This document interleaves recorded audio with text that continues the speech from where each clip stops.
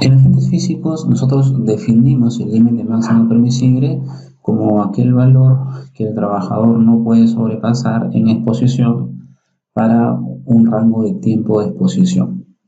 En agentes químicos vamos a definir nosotros tres conceptos para TLBs.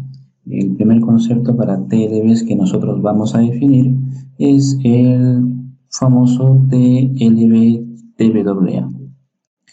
El TLB-TBAA es el valor límite tolerable para una exposición media ponderada. ¿Qué significa esto?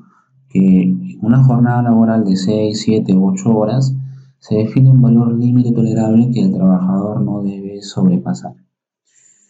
Si el trabajador labora 8 horas, este valor está normado. Si el trabajador labora menos horas o más horas, podemos nosotros proyectar el valor.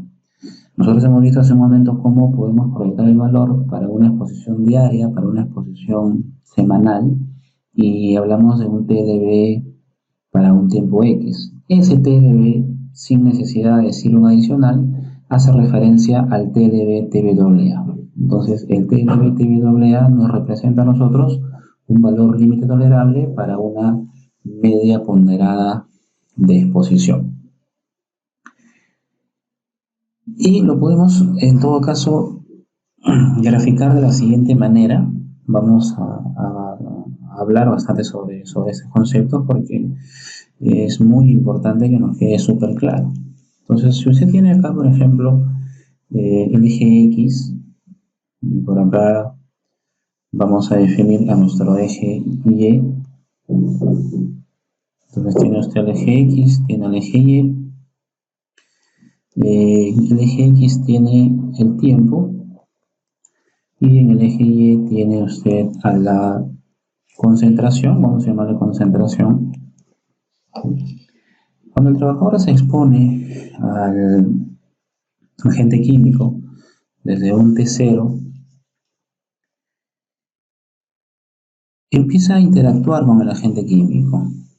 No sabemos quizás cuál sea a plenitud la concentración en cada segundo de tiempo, pero supongamos que esta sea la concentración del trabajador en instantes de tiempo.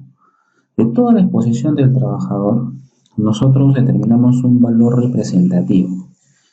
Ese valor representativo, en ruido, si usted recuerda, le llamábamos nivel de presión sonora equivalente, que era un valor que representaba a toda la exposición. También lo llamábamos TBAA y decíamos que el TBAA debía ser menor al TLB. Acá es exactamente lo mismo. Entonces, para esta exposición, nosotros vamos a calcular un promedio de toda esta exposición. Supongamos que el promedio nos ha quedado por aquí. Entonces, vamos a tener aquí, este es el promedio de toda la exposición. A ese promedio de toda la exposición simplemente se le conoce como la media ponderada en el tiempo, o se conoce como TBAA. Ese TBAA, si recordamos, debía ser menor a un valor que era el valor límite tolerable. Solo que en agentes físicos no definíamos un valor límite tolerable con otra denominación, simplemente le llamábamos valor límite tolerable. En ese sentido, acá vamos a definir un valor límite tolerable que lo vamos a colocar aquí, por ejemplo. Entonces, si es que este es nuestro valor límite tolerable,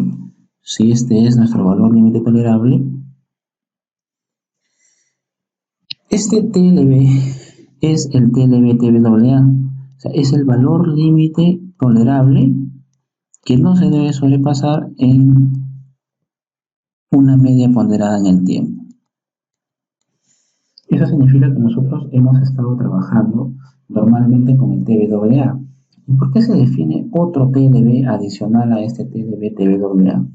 Se define otro TLB porque en agentes físicos, si es que estas curvas correspondían a ruido, usted podía exponer al trabajador en instantes de tiempo a ruidos altos, luego llevarlo a ruidos bajos, ruidos altos, ruidos bajos, de tal manera que el equivalente no supere el TLB, ¿no? Entonces en ruido teníamos algo así, ¿no? Usted tenía los dos ejes En este caso tenía tiempo, tenía decibeles, lo exponía a 90 decibeles, lo podía exponer a 84, lo ponía a 80. Entonces yo lo podía exponer a 90 decibeles en un rango de tiempo, luego a 80, luego 80 decibeles, luego otra vez a 90 y después a un valor bajito. Al promedio de todas estas cuatro exposiciones, le llamábamos nivel de presión sonora equivalente, también llamado TBAA o media ponderada en el tiempo, porque es una ponderación de las concentraciones en el tiempo. Y ese valor debía ser menor al TLB para ruido. El TLB para ruido es 85 decibeles. Y ese TLB lo llamábamos así a secas, TLB, pero para nosotros representa realmente el TLB TBAA. Ya hablando en un lenguaje técnico más formal, ese valor es el TLB TBAA, es el valor límite tolerable para una media ponderada de tiempo de exposición. Sin embargo, en agentes físicos, basta que teníamos estas dos curvas, no representaba mayor nivel de riesgo porque el TLB-TBAA o esos 85 decibeles superaba la exposición de la persona y no nos preocupaba mucho esto. No nos preocupaba mucho los instantes de tiempo en los cuales el trabajador estaba expuesto a niveles de presión sonora por encima del límite máximo permisible. En agentes químicos no sucede algo así. En agentes químicos sí nos va a preocupar las concentraciones que sobrepasan en instantes de tiempo al TLB-TBAA. Entonces, ¿qué significa eso? Significa que nosotros vamos a tener que analizar también esos rangos de tiempo en los cuales se sobrepasa al TLB-TBAA. Acá sí nos va a interesar. Entonces, si es que tenemos esta curva de concentración versus tiempo, en teoría, en primera instancia, estaría bien, porque el TLB es mayor al TBAA. Sin embargo, acá también debemos analizar estos tiempos en los cuales se está sobrepasando.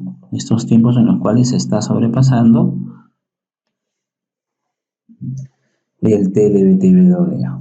¿Por qué es necesario estudiar esos? Porque en agentes químicos, si usted expone al trabajador a una sustancia tóxica por encima del TLB-TBAA, podría generarle daño a la persona. Por eso es que en agentes químicos definimos un TLB-TBAA, que es el que ya hemos explicado, y también vamos a definir otro TLB llamado TLB-STEL. El TLB-STEL, también llamado valor límite tolerable para una exposición de corta duración, ¿no? Se escribe así, TLB-STEL. Vuelvo a repetir, valor límite tolerable para una exposición de corta duración. Se define este TLB-STEL como una exposición por un tiempo de 15 minutos que no puede ser excedida en ningún momento de la jornada de trabajo. ¿Qué significa esto? ¿No? En este gráfico nosotros observamos que hay dos momentos en los cuales la concentración del trabajador excede al TLB-TBAA. Cuando existen exposiciones o instantes de tiempos en los cuales el TLB-TBAA es excedido, nosotros pasamos a comparar estos valores que están excediendo al TLB-TBAA con otro valor. Ese otro valor que va a ser otro nuevo TLB, ¿no? Otro valor, otro estándar, es el TLB-STEL. Entonces vamos a tener otro TLB. Vamos a tener otro estándar que va a tener que respetar la concentración a la cual está expuesto nuestro trabajador. Este nuevo TLB,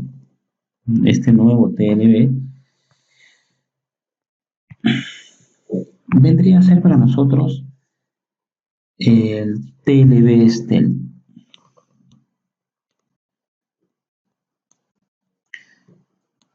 ¿Y qué condiciones debe cumplir? ¿Qué condiciones debe cumplir estos instantes de tiempo en los cuales yo sobrepaso al TLB-TBAA? La primera condición es que si usted va a sobrepasar, en este caso estamos acá, si usted va a sobrepasar el TLB-TBAA,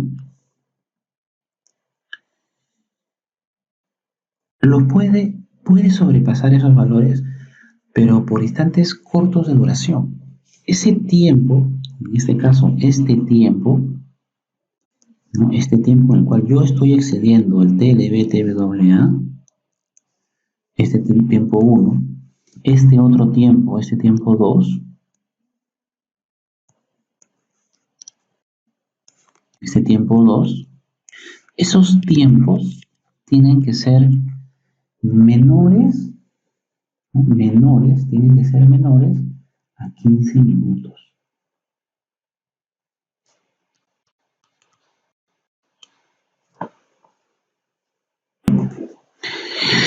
Y si es que hubiera otro pico más, ¿no? Ese nuevo tiempo en el cual yo sobrepaso al TLB-TBAA, también tiene que ser un rango de tiempo de exposición corto, que no debe superar los 15 minutos.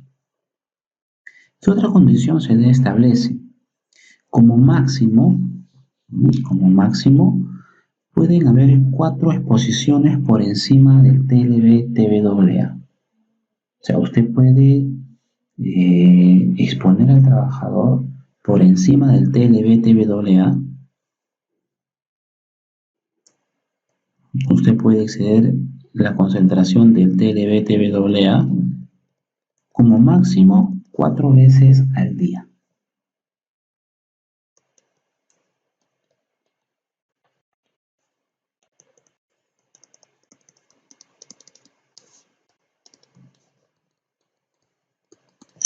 Sin embargo, entre exposición y exposición, tiene que haber un descanso de 1 hora. ¿Qué significa eso? Que si usted tiene, acá lo podemos ver, este rango de tiempo entre una exposición alta y otra exposición alta, precisamente acá, este rango de tiempo, entre esas dos exposiciones, ese tiempo tiene que ser mayor a 1 hora.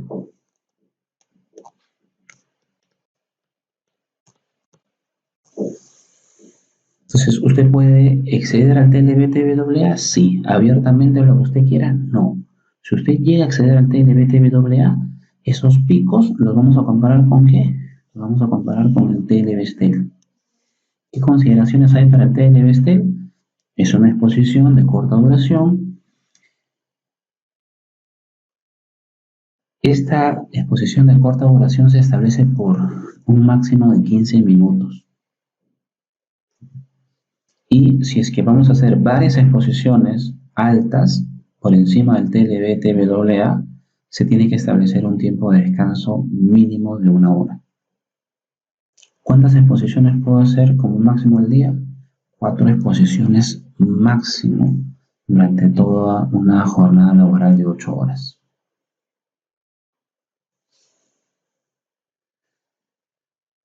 ¿Qué significa eso? Supongamos que en esta parte, vamos a borrar, no, supongamos que aquí usted tenga un pico así. Por ejemplo, ahí usted está excediendo el TLB-TBAA, pero ya excedió también el TLB-STEL. Por lo tanto, acá sí hay un riesgo de daño al trabajador. Usted no debe superar el TLB-STEL. No, por eso es un valor adicional al TLB-TBAA. No debe superar el TLB-STEL. Otro caso, ¿cuál sería? Sería el siguiente, de que esta exposición en la cual usted excede al TLB-TWA sea muy larga. Si este tiempo, ¿no? Si este tiempo de repente es de 30 minutos, ahí también tenemos otro problema. Según lo que hemos mencionado, el tiempo tiene que ser menor a 15 minutos, por lo tanto acá también habría un incumplimiento. Esa es otra consideración que hay que tener en cuenta. Ahora, si es que tenemos otra exposición, vamos a suponer aquí, vamos a borrar por aquí. Si acá tenemos otra exposición, ahí tenemos otra exposición. Si este rango de tiempo es menor a 15 minutos, genial, estamos cumpliendo con el parámetro. Estaríamos por debajo del TLB-STEL. Pero ¿qué sucedería si es que en este tiempo y este tiempo es de 2 horas? ¿Ese tiempo estaría bien? Sí, sí estaría bien porque el descanso es mayor a 1 hora. El problema sería si es que ese tiempo entre exposición y exposición es un tiempo que no permite que el trabajador descanse con respecto a la exposición alta. Supongamos que ese tiempo sea 35 minutos. No, ahí estaríamos en un incumplimiento porque hemos establecido que el tiempo de descanso mínimo entre exposición alta y exposición alta que esté por encima del TLB-TWA tiene que ser cuanto mínimo 1 hora, por lo tanto esto acá estaría mal. Entonces, acá hay algunas consideraciones, ¿no? Espero que usted pueda comprenderlo, trate de escuchar muy bien lo que estoy mencionando para efectos de no tener algún tipo de confusión. Entonces, vamos a volver a repetir.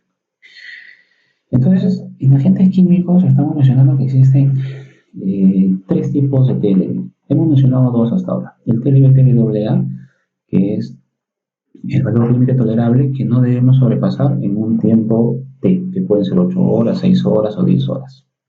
Si usted sobrepasa ese valor, hay que tener cuidado.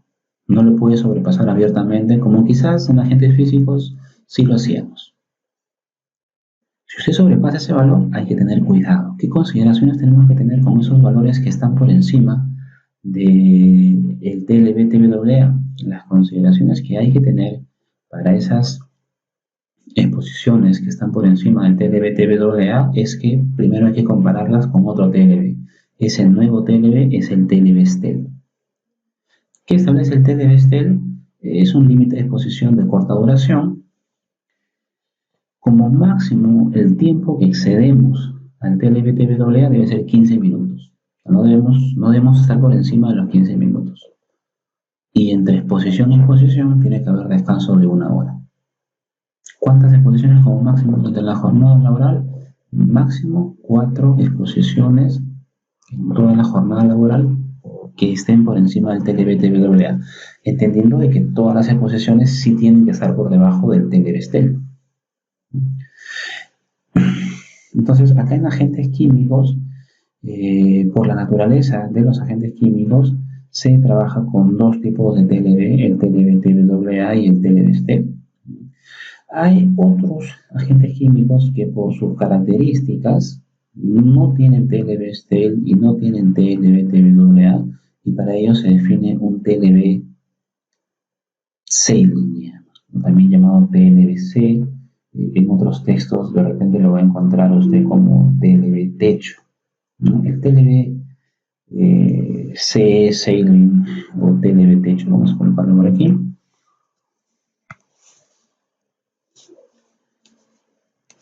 Vamos a escribirlo.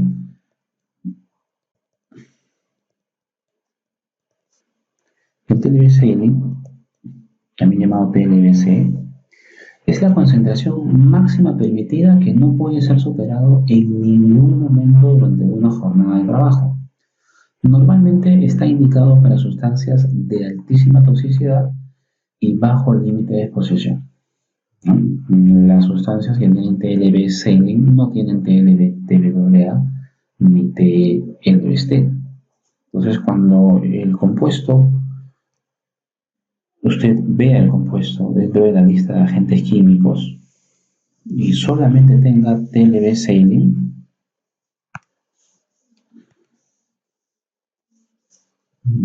vamos a verificar, tenga usted eso y tenga un único TLB que es el TLB-Saline, estamos frente a un compuesto químico de alta toxicidad. Entonces, la concentración del trabajador con respecto a la gente puede ser bastante parecida. Y lo que estamos mencionando es que va a existir un TLB único que usted no debe sobrepasar en ningún instante de tiempo. Ese es el famoso TLB-C, le ponen algunos simplemente, llamado TLB techo. En ningún instante de tiempo se puede sobrepasar. Porque si usted sobrepasara en un instante de tiempo, así sea chiquitito, ¿no?, puede afectar seriamente la salud del trabajador porque estamos frente a un agente químico altamente contaminante, altamente tóxico. Ahí definimos nosotros el TLBC. Cuando usted revise la 015-2005 SA, se va a poder dar cuenta de que usted tiene TLB, TBAA, TLB STEN y TLB SELIN para algunos productos, para algunos agentes químicos. Entonces las consideraciones en agentes químicos son bastante restrictivas en comparación con los agentes físicos, ¿no? Entonces da un tema de análisis. Tiene que usted revisar la lista de agentes químicos, está en la 015.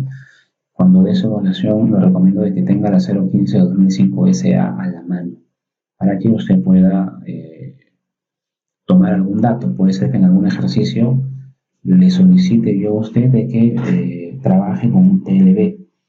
No necesariamente los TLB van a ser datos, usted los puede extraer directamente del Decreto Supremo 015-2005 SA. Hay que saber leer la tablita, no es nada del otro mundo, porque ya con la explicación de estos TLB usted lo va a poder comprender sin ningún problema. Muy bien, al inicio nosotros hemos clasificado a los agentes químicos como aquellos agentes que se pueden presentar en forma de partículas o en forma gaseosa. Con respecto a la forma de partículas, teníamos partículas sólidas, partículas líquidas. Y con respecto a la forma gaseosa, teníamos gases propiamente dicho y vapores. En nuestra clasificación de material particulado sólido, hemos hablado sobre humos, hemos hablado sobre fibras y sobre polvos. O este término polvos por lo general se le suele llamar partículas también a secas. Y vamos a estudiar dos tipos de partículas, las partículas inhalables y las partículas respirables. En esta sesión, que es la primera sesión del bloque 4, vamos a trabajar partículas inhalables y en la sesión 2 vamos a trabajar partículas respirables. Las partículas inhalables son partículas que nosotros ya hemos definido, son partículas que son muy pequeñas en realidad, son partículas cuyo diámetro está por debajo de las 100 micras o 100 micrómetros y que pueden ingresar por las vías aéreas superiores como es la nariz. Pueden también ingresar inclusive por la boca, en menor medida, sí, pero también podrían ingresar por la boca. Estas partículas inhalables, que como les voy a repetir, son partículas pequeñas, obviamente a nuestra visión quizás no las vamos a poder ver, salvo que haya un rayo de haz de luz que sí nos permita ver un poquito las partículas. Son partículas que, como les voy a repetir, su diámetro bordea los 100 micras, 80 micras, y acá puede haber algún tipo de diferencia si usted ha estudiado ese tema anteriormente o ha estudiado o revisa alguna bibliografía. Algunas bibliografías lo definen como partículas de 50 micras.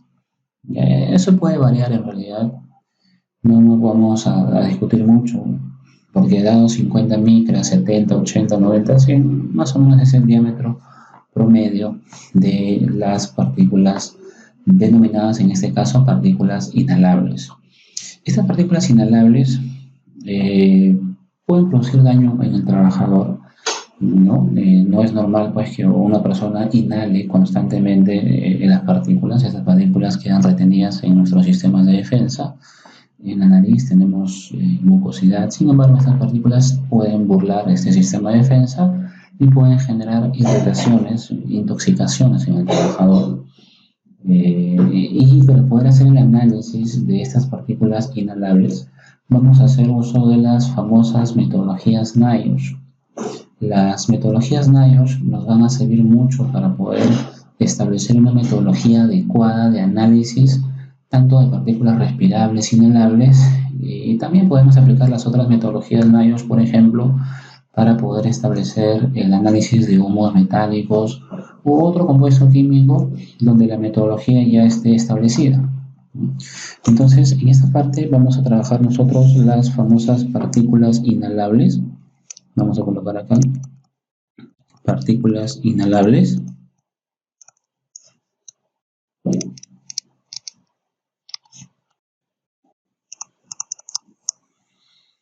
Partículas cuyo diámetro puede estar en promedio entre los 50 y 60. Nosotros estamos trabajando con una bibliografía que siempre la coloco alrededor de los 100 micras. ¿Ya? Por ahí no voy a establecer mucha diferencia si usted trabaja con otra bibliografía. Estas partículas son monitoreadas entonces o son evaluadas con una metodología llamada metodología NIOSH 0500. ¿No? Cuando trabajemos partículas respirables, vamos a trabajar nosotros con otra metodología. Vamos a trabajar con la metodología NIOSH 0600. ¿No? Y si por ahí llegamos a trabajar humos metálicos, trabajaremos con NIOSH 7303. Cada clasificación de partículas tiene asociada su propia metodología para efectos de poder hacer una correcta evaluación del mismo. Ahora, ¿qué establece NIOSH 0500 y cómo se hace la evaluación de partículas inhalables? En ruido utilizamos equipos como el sonómetro que simulaban un poco el sistema auditivo. Acá en agentes químicos, específicamente en material particulado inhalable, vamos a utilizar algunos elementos que nos van a permitir hacer el análisis de este material particulado. Utilizaremos una bomba de succión. Vamos a ver, esta es la bomba de succión que nosotros vamos a utilizar. Aquí está. Esta es la bomba de succión. La bomba es un dispositivo portátil que va a ser la responsable de poder aspirar el aire a través de esta manguera que en la parte final tiene un cassette. Entonces esta es la bomba. Esta es la bomba de succión. La bomba de succión se va a ajustar a un flujo de aire en litros por minuto que queda determinado por la metodología que vayamos a utilizar. En este caso, si estamos utilizando metodología NIOSH 0500, se define ya un flujo para que pueda aspirar el aire. Como vemos, esta bomba queda conectado al sistema y es la que debería ir por la espalda del trabajador para efectos de que no lo incomoden sus actividades.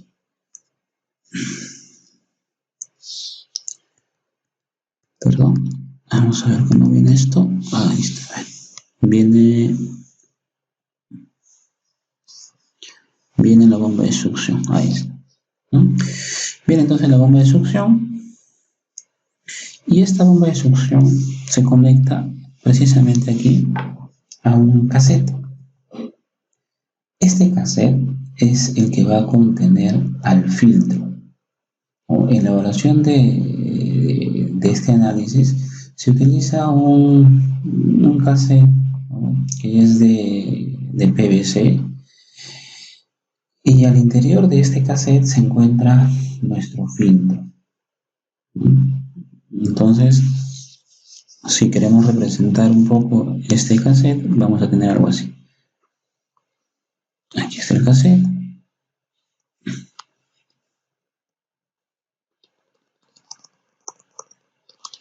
Y en el interior del cassette se va a encontrar el filtro. ¿Qué es lo que hace el filtro? Retiene las partículas, ¿no? Si usted ve, el cassette viene conectado a la bomba. Viene conectado a la bomba de succión. Y este vendría a ser el filtro. La configuración de la bomba, como hemos mencionado, depende de la metodología Nayo 0500. Este dispositivo que está conectado por este lado es un calibrador, es un verificador de caudal. Sobre eso vamos a hablar un poquito ya en la sesión 4, perdón, en la sesión número 2, para no meter tantos detalles y se le haga un poquito complicada la sesión, sobre un poquito cómo se maneja el tema de verificación de caudal. Vamos a hablar en la sesión número 2. ¿Ya? Pero ese dispositivo que está conectado acá no es un dispositivo que se coloca en el monitoreo, ¿no? Es un análisis que se hace antes y después del muestreo para poder verificar que realmente la bomba está succionando al caudal que hemos nosotros configurado, ¿no? Hay ciertos parámetros que tienen que establecerse para poder garantizar que el flujo de caudal ha sido constante. Entonces, nuestro sistema se resume en esto. Estoy exagerando, he exagerado el tamaño del cassette, como usted ve. No es tan grande, solo es una exageración para poder comentarles que el aire ingresa, ¿no? El aire va a ingresar y va a retener a las partículas, en este caso las partículas que hemos denominado nosotros partículas inhalables. ¿Qué configuraciones debemos introducirle nosotros a la bomba? Tenemos que configurar cuál va a ser su flujo. La metodología Nayo 0500 establece que el flujo de succión, vamos a llamarle flujo Q, el flujo de succión Q se establece en un rango de 1 a 2 litros por minuto. O sea, no nos da un valor establecido, nos dice que el flujo tiene que estar en ese rango, de 1 a 2 litros por minuto. Succionando al flujo que usted determine, se define también un volumen máximo de 133 litros. En el tema práctico, en el tema aplicativo, usted va a ver que muchas veces las empresas, cuando monitorean, seleccionan un caudal de 1.1 litro por minuto. Y bueno, usted cuando le preguntan muchas veces no sabe el monitorista por qué está trabajando 1.1. Trabajan 1.1 para darle la mayor o el mayor tiempo de vida precisamente al filtro. ¿Por qué? Porque llega un punto en el cual este filtro se satura. Y ese filtro se satura cuando se succiona el volumen máximo a un determinado caudal. Veamos ese caso, ¿no? Supongamos que usted elige caudal 1.1 litros por minuto, trabajando al volumen máximo de succión en 133 litros, ¿no? Ese volumen máximo de succión se va a dar ¿en qué tiempo? Tendríamos que determinar el tiempo. Entonces, el tiempo es igual a, una división simple entre el volumen entre el caudal, el volumen 133 litros, caudal 1.1 litros por minuto. Si usted divide eso, tendría usted que el tiempo sería 133 litros entre 1.1 litro por minuto. Ahí se va el litro con el litro. Y le queda 133 entre 1.1. Se divide eso y le sale 120.9 minutos. Que si usted lo pasa a horas, tendrá que dividirlo entre 60. Si usted divide esto entre 60, le sale un tiempo de 2.015 horas. Que, bueno, ¿no? Trabajando podemos redondearlo a 2 horas. Podemos redondearlo a 2 horas. ¿Qué significa esas 2 horas? ¿No? Significa que en esas 2 horas el filtro ya entra en saturación. ¿No? El filtro ya entra en saturación. ¿Y qué significa que entre en saturación? Que no va a tener capacidad de poder retener más partículas. ¿No? Entonces, si usted tiene una jornada laboral, si usted vive una jornada laboral que va de 0 a 8 horas, supongamos, no, vamos a poner una jornada laboral más interesante. Vamos a colocarle de 0 a 10 horas. Significa que este cassette, usted lo tiene que cambiar cada 2 horas, porque a ese tiempo se establece la saturación del mismo. Entonces usted me tiene que cambiar ese cassette cada 2 horas. Si es que la jornada del trabajador es de 10 horas, ¿no? Y cada 2 horas vamos a cambiar nosotros, se establece pues que usted va a utilizar 5 cassettes. 5 cassettes. Ahora, el cassette como tal no es parte del equipo de monitoreo ocupacional. El cassette usted lo tiene que comprar. Entonces, cada cassette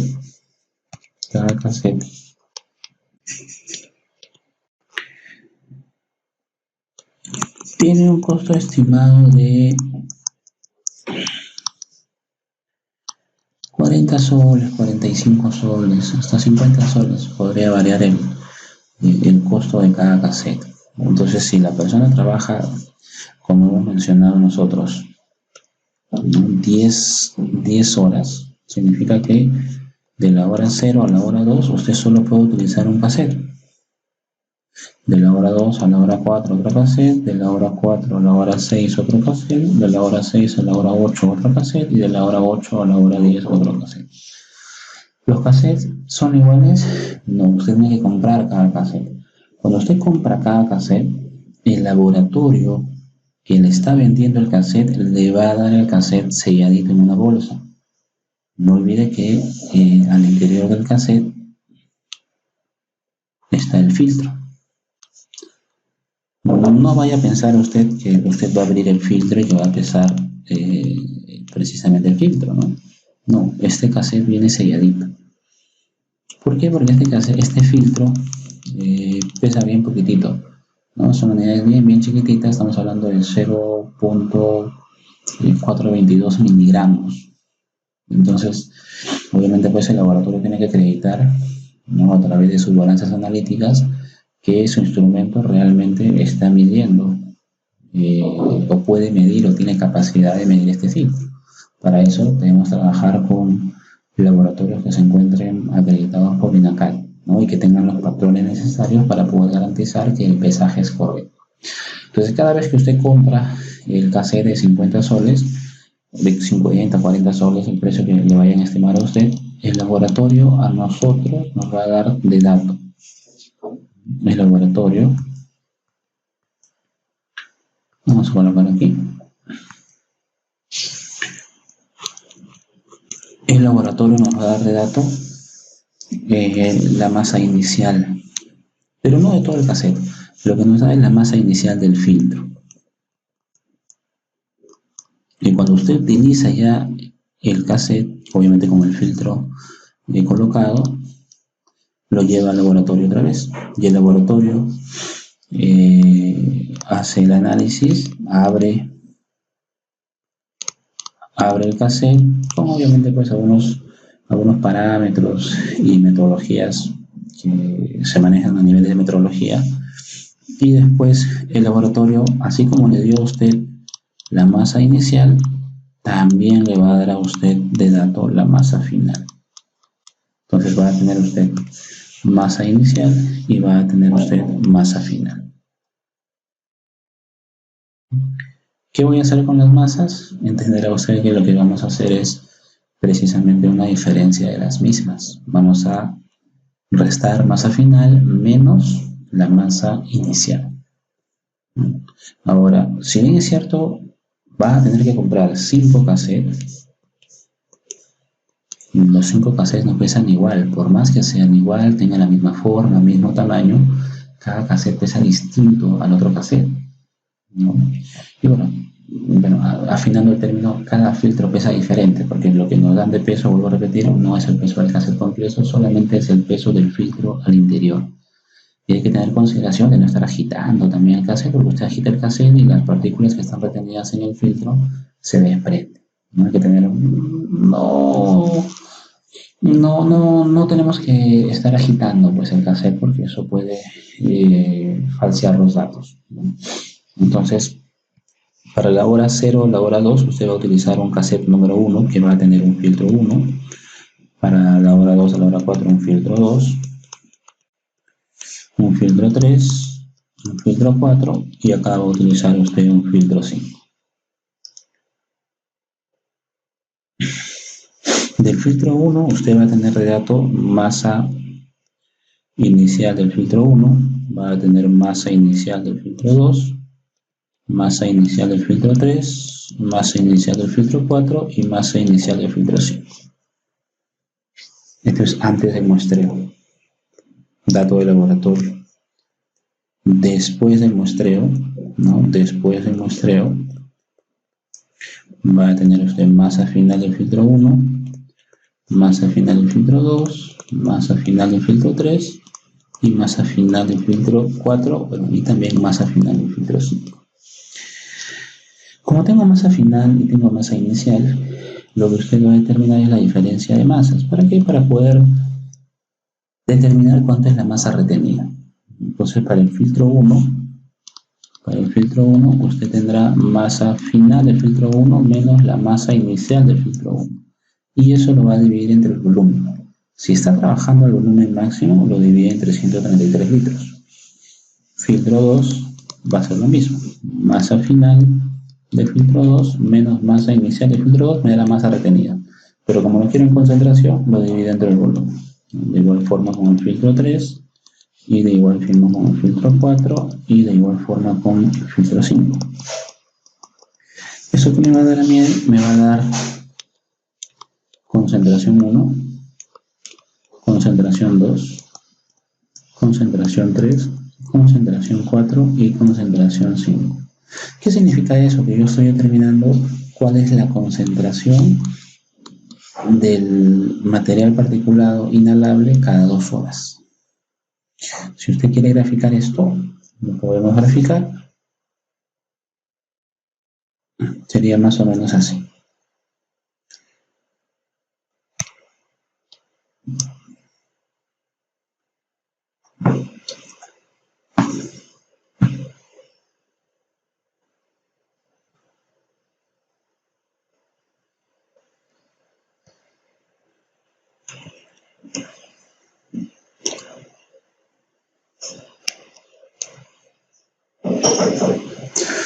Tenemos por aquí los tiempos.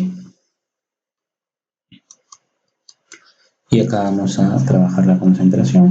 La concentración lo puede trabajar en ppm, en miligramos por metro cúbico, depende de la unidad en la cual se exprese la norma que usted esté revisando.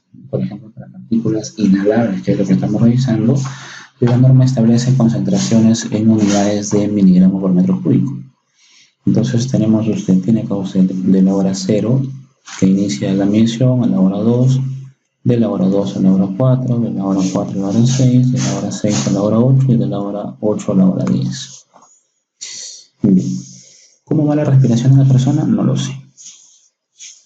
No sabemos cómo va la respiración de la persona, ¿no? Eso puede ser variable, depende un poquito de cuál sea la exposición del trabajador con respecto a la gente. ¿Pero qué significa ese C1? ¿Qué significa ese C2? ¿Y qué significa el C3, C4 y C5? El C1 nos representa a nosotros la concentración promedio de la respiración de la persona en las 2 primeras horas. ¿Qué significa eso? De las 2 primeras horas, la persona está teniendo este acercamiento y esta inhalación con el agente químico. A ese C1, que bueno, lo podemos calcular ya numéricamente, nos representa un promedio de esa exposición. Obviamente va a estar entre el mínimo y el máximo. Este es el C1 para nosotros. ¿Qué representa el C2? Algo bastante parecido. El C2 va de la hora 2 a la hora 4. Esta es la respiración de la persona. Puede ser que en este momento la persona sí esté interactuando de forma ya directa con el agente químico, por eso es que hay un incremento. Y ese C2 nos representa a nosotros el promedio de esas dos exposiciones. El C3 nos representaría a nosotros algo bastante parecido, dado que acá empieza ya el tiempo 3 y se va hasta la hora 6. Ahí está. Entonces acá nosotros vamos a tener otra concentración, que en este caso va a ser la concentración 3. De igual forma usted va a tener la concentración 4, lo voy a hacer un poquito más rápido, que va de la hora 6 a la hora 8. En estas 2 horas, acá habrá otra concentración, que no sabemos dónde está, pero podemos colocarlo de forma general. Esta de acá sería la otra concentración, sería la concentración 4, y la última que es este rango de 2 horas donde al parecer hay mucho mayor exposición. De igual forma usted va a determinar aquí una concentración promedio a esas, ¿no? Acá usted determina una concentración 5. Como usted necesita la concentración total, lo que necesitamos hacer nosotros es un promedio de todas las concentraciones. No olvide que la concentración total no es la suma de concentraciones, tenga cuidado. La concentración total es simplemente la suma de las concentraciones por unidad de tiempo. Perdón, por la cantidad de concentraciones que vayamos a promedio, entre n, no es unidad de tiempo, disculpe, es entre n. Entonces, de esas 5 concentraciones, vamos a calcular nosotros una concentración que representa esas 5 concentraciones.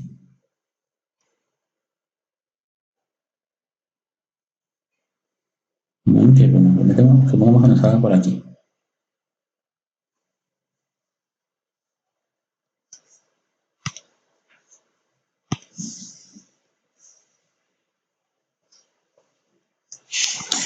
Ese valor que he graficado en estos momentos es la concentración de toda la exposición. Vendría a ser para nosotros el TBWA del trabajador, la exposición media ponderada del trabajador. Si usted quiere tener mayor detalle de cómo se está comportando la curva, tendría que hacer más mediciones. Bien, ese TBWA debería ser menor al TLB. Ahora, ¿de dónde saco el TLB? El TLB es un valor que nosotros vamos a sacar del Decreto Supremo 015/2005 SA. TLB TBWA. El TLB TBWA que aparece, vuelvo a repetir, en el Decreto Supremo 015/2005 SA, 015/2005 SA, nos menciona que es, y lo hemos mencionado hace un momento, ¿no? Ese es 10 miligramos por metro cúbico. Sin embargo, ese TLB que aparece en la 015 es un TLB para un tiempo de 8 horas. Ese es un TLB para un tiempo de 8 horas. ¿Qué tenemos que hacer nosotros? No podemos hacer la comparación con este TLB porque nuestro trabajador está laborando en 10 horas. Por lo tanto, lo que tenemos que hacer es calcular nosotros un TLB a la medida del tiempo de exposición de nuestro trabajador.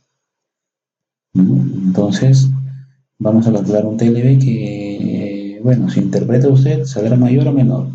Si está trabajando más tiempo, el nuevo TLB no puede ser mayor, tiene que ser menor, ¿no? A más tiempo, menos dosis de exposición. Por lo tanto, acá va a existir TLB-TWA. Acá va a existir un TLB-TWA corregido para las 10 horas. Y lo podemos calcular, ¿no? El TLB-TWA corregido, en este caso ya para las 10 horas, si recordaba usted, se calculaba como el TLB, en este caso ahora sí lo estoy llamando TLB-TWA, para 8 horas, que es la jornada normal y que es lo que aparece en la norma, multiplicado por el factor de corrección. Para este caso, el TLB-TWA ya lo hemos definido, lo voy a repetir, es 10 miligramos por metro cúbico. Y ese valor que está acá de 10 miligramos por metro cúbico lo vamos a multiplicar por el factor de corrección. ¿Cuánto es el factor de corrección? Tendremos que aplicar la ecuación que hemos visto. Para una jornada diaria, ese factor de corrección es 8 sobre H multiplicado por 24 menos H sobre 16. Donde H es el tiempo de trabajo, en este caso H es 10 horas. Entonces reemplazamos y nos va a quedar así. Nos va a quedar entonces que TLB-TWA para 8 horas, no, perdón, no es para 8, es para 10 horas,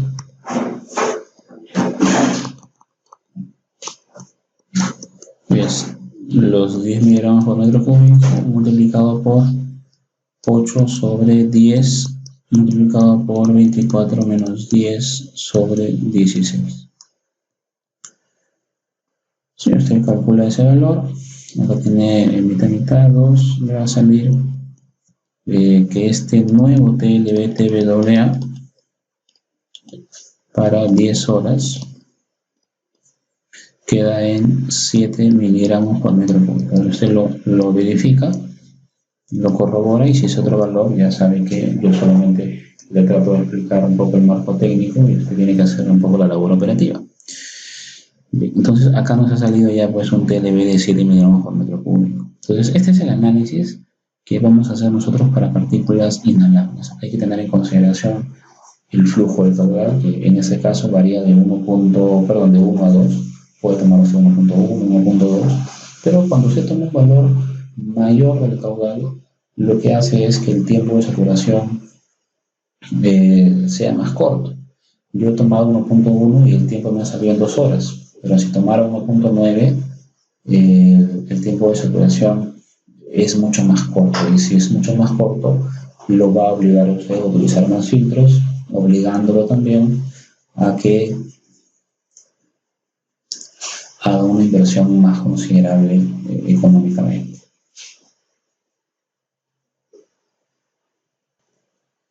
Y la otra consideración es el volumen máximo. Y con esos valores hemos estimado nosotros el tiempo de saturación. Si es que no trabaja en 8 horas, hemos hecho su proyección, ¿no? Pero no proyectando la exposición, sino proyectando el TLB. Eso es una consideración que no debo olvidar. Y bueno, este es un poquito el análisis de partículas inhalables. Yo lo he hecho en variables. Tendría usted que colocarse algunos ejemplos quizás numéricos, para que usted vea un poquito cómo se va comportando el C1, el C2, qué tanta distancia hay entre el C1, C2, C3, C4, C5, para efectos de poder quizás comprender mucho mejor esta parte. Bien, en la siguiente sesión ya estaremos trabajando partículas respirables, que la metodología es bastante parecida.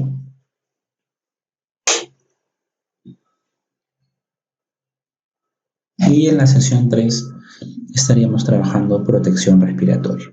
No porque acá, bueno, deberíamos comparar la exposición con 7 miligramos por metro cúbico, ¿no? Pero si la exposición es mayor a los 7 miligramos por metro cúbico, tenemos que aplicar una medida de control.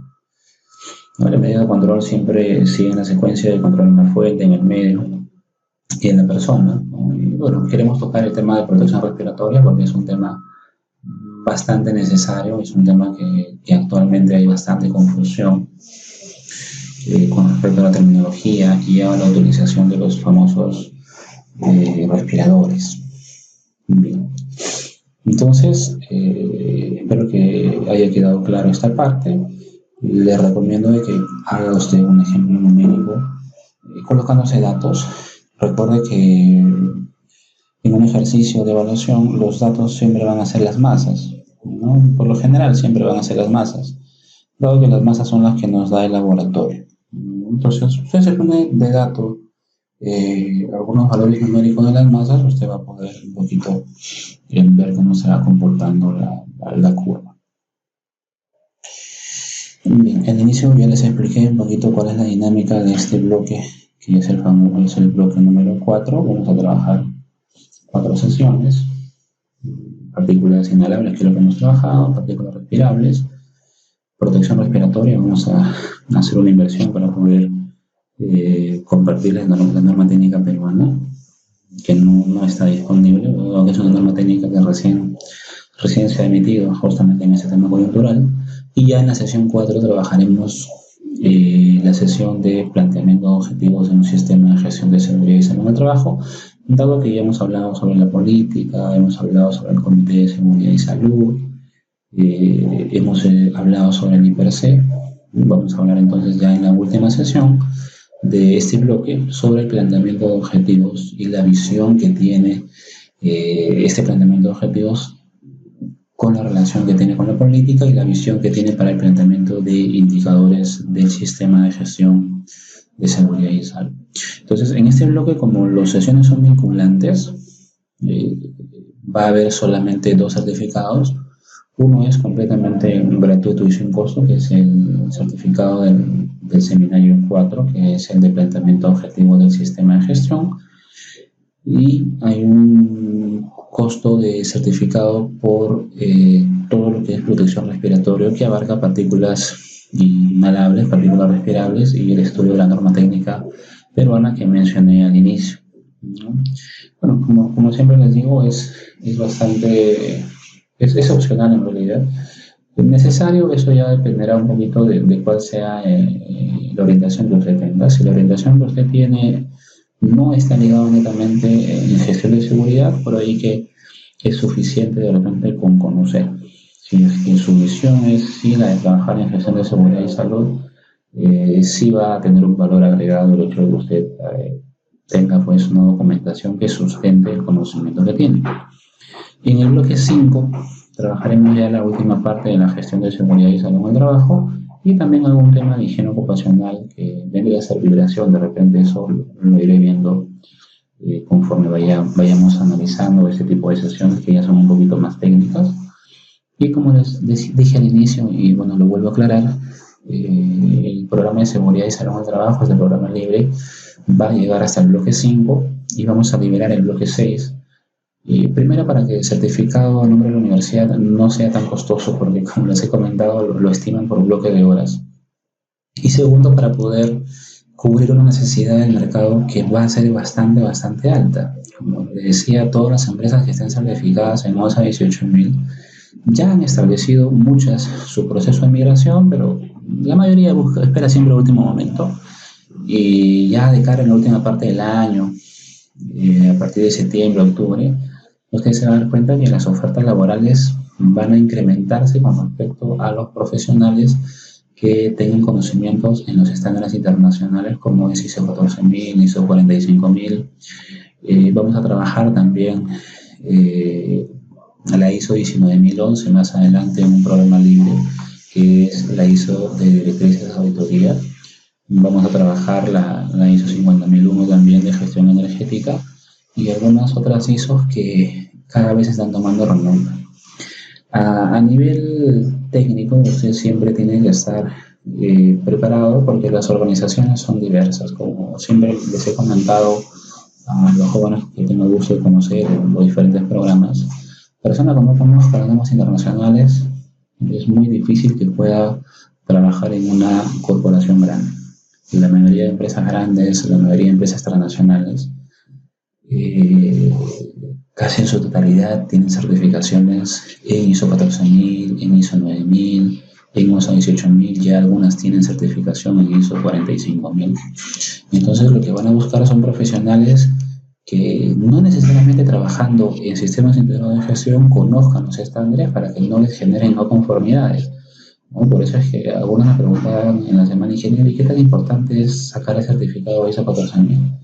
Bueno, depende cuál sea la visión que tengas, ¿no? Si es una empresa pequeña, quizás nunca vean una certificación en ISO 14000.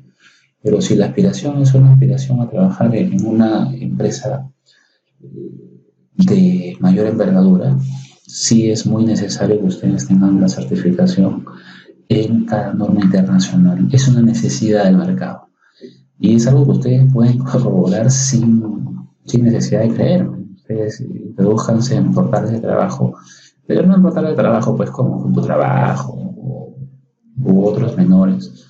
Introduzcanse en portales de trabajo como quizás Labor, bueno, hasta Boomerang, de repente, que son portales de trabajo más serios.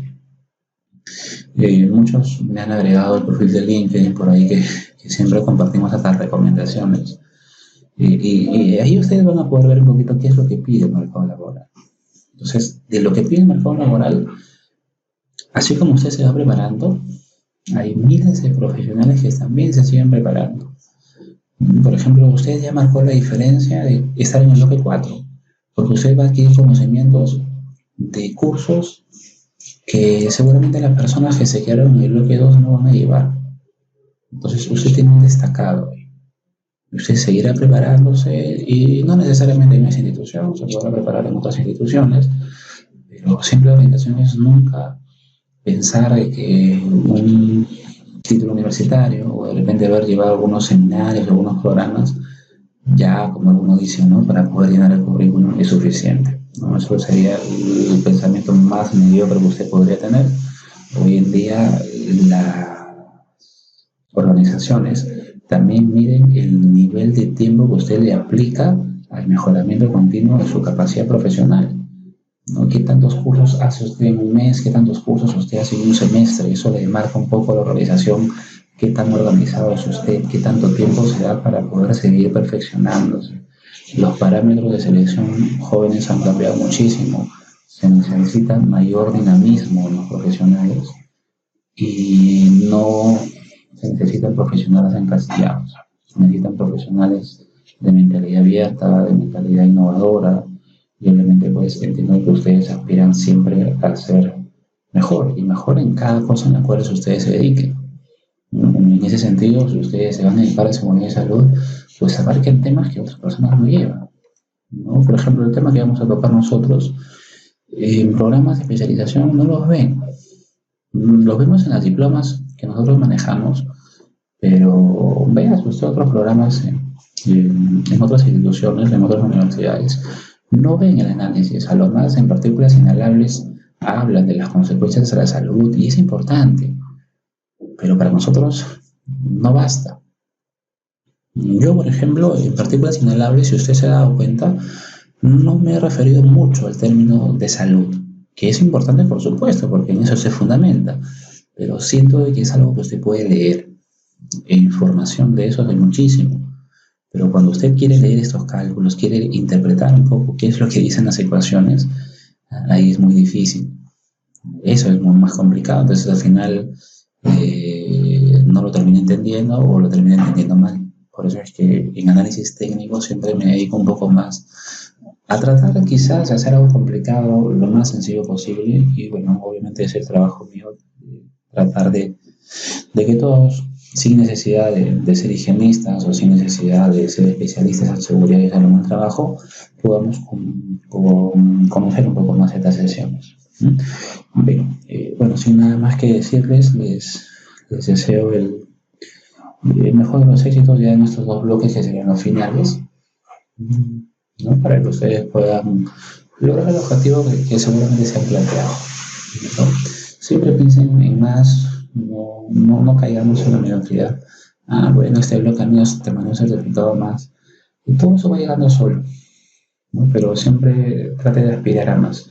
Esa es una decisión que usted va a tomar, ¿no? Los próximos cursos libres que están ligados a seguridad, porque creo que también van a abrir un curso de economía circular donde mi persona no conoce del tema como cultura general, pero no es un campo de acción mío.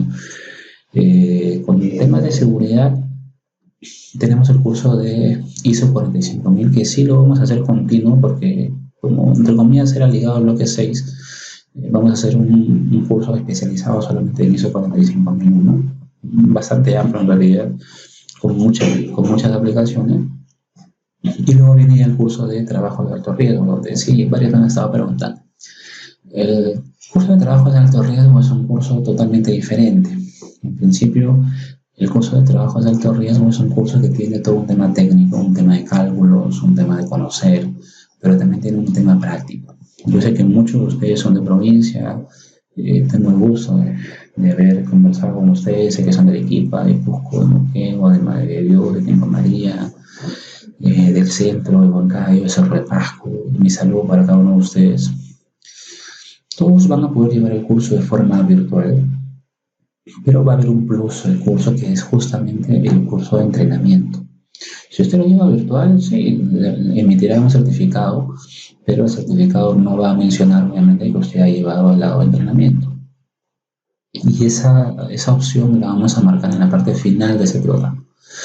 Estamos obviamente con todas las esperanzas de que el tema coyuntural mejore, y de mejorar seguramente pues ya el siguiente año, en el mes de enero, febrero, marzo, podemos nuevamente abrir nuestras instalaciones para poder tener todo este tipo de entrenamiento, el trabajo en altura, el trabajo en espacios confinados, entre otros, que les permitan a ustedes poder perfeccionar su perfil profesional.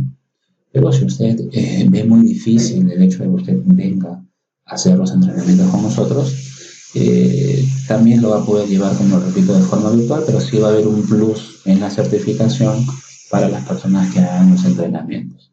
Y sí les pediría que no me pregunten, pues, ingeniero, ¿y qué fechas van a ser? Es muy difícil poder estimar una fecha de entrenamiento en esta coyuntura, así que por ahí que solo les pediría un poco de paciencia. Pero se está manejando, se va a manejar ya programas un poco semipresenciales, porque sí hay temáticas en las cuales hay que hacer entrenamientos, ¿no? De igual forma se va a trabajar un programa de especialización en materiales peligrosos. Y bueno, si usted tiene tiempo, tiene disposición y es su campo de acción, yo sí le recomiendo que pueda aprovechar estos 6 meses que quedan, o 5 o 4 meses que quedan del año, y poder prepararse. El mercado laboral se lo va a solicitar, la reactivación económica está yendo rápido, pero siempre va a requerir profesionales que se encuentren capacitados. Muchos me han comentado, ingeniero, pero ¿por qué no todo es gratuito? No todo es gratuito porque necesita sostenibilidad. Todos los programas necesitan sostenibilidad. Nosotros no manejamos solamente pues programas libres, tenemos otros giros de negocio. Y bueno, sí les recomiendo que cada vez que ustedes escriban un curso, para evitar confusiones o malos entendidos, lean bien los formularios, lean bien la información que se les presenta. Muchos se han sorprendido que el curso dice 14.001, tengo un costo de 75 soles, pero yo he visto ese formulario y siempre ha estado señalado de esa forma. De esa forma. Ahora, si usted quiere llevar un curso ISO 14.001 en otro lado, averígüelo usted mismo. No creo que le baje 600, ¿no? Más o menos 600.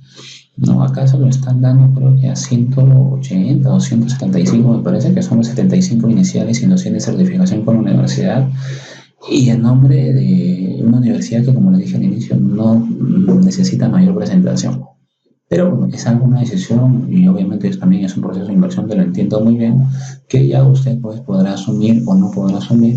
Al final el conocimiento está, creo que estamos cumpliendo con poder difundir un poco el conocimiento, y a veces, muchas veces también es importante pues el conocimiento más que un documento, y eso ya de la documentación usted la tendrá que analizar, como le vuelvo a repetir, en base al campo de acción que usted tenga. Bueno, las personas que no tienen todavía, a las que no tengo el gusto de conocer, mi nombre es Julio Caballero, y les dicto mi número es 964-895-108. Si tienen alguna consulta con respecto a la estructura del programa o alguna consulta en particular, me pueden escribir. Los que sí les pido por favor es que lo hagan en horas prudentes, que no sean por la madrugada. Y si me van a escribir, que por favor sean muy concisos y muy breves. Yo no veo temas administrativos jóvenes o algunos que generan y mandan pues su 20 notas, ¿no? Genero que mi nota aquí, que mi nota allá. Yo no veo temas administrativos. Yo puedo orientar con respecto a la gestión del programa, alguna duda o consulta, pero no me pidan que yo le cambie su nota, no me pidan que yo le levante si sus temas serán observados, porque yo no veo ese lado. Mi lado es el lado técnico y sí veo temas administrativos, pero a nivel de decisiones más que a nivel netamente administrativos. Y si es que tienen una consulta administrativa en la que sí les puedo ayudar, pero ya es muy grande la consulta, por último preferiría que me manden un audio, que me manden un texto muy grande, porque cuando es un texto muy grande tengo que sentarme a leerlo y a veces los tiempos son bastante apremiados. Bueno, me despido nuevamente para no hacer muy largo este video y espero que cada uno de ustedes se encuentre muy bien de salud. Muchas gracias. Nos vemos en la sesión 2 de este bloque. No olviden que la evaluación de esta sesión es el día miércoles a las 10:15 de la noche. Tengan su decreto supremo 015-2005 SA que está disponible en cualquier navegador a la mano. ¿Ya? Muchas gracias.